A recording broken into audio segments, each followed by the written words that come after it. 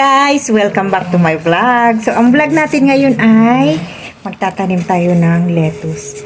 Andito nga pala kami para magtanim na naman ng mga seedlings ko, guys. Nandito kami sa kusina kasi dito mas madaling maglinis ng mga gamit. So, papakita ko sa inyo kung paano kami magtanim-tanim na naman. Ayan. Thank you talaga sa suporta. A few moments later. Yan. Tanim-tanim na naman. Tingnan nyo guys ang aking pagtatanim.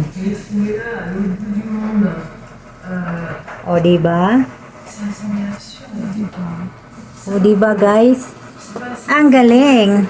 Ayan. Kukupit at saka may langaw na pumapasok. Ayan, guys.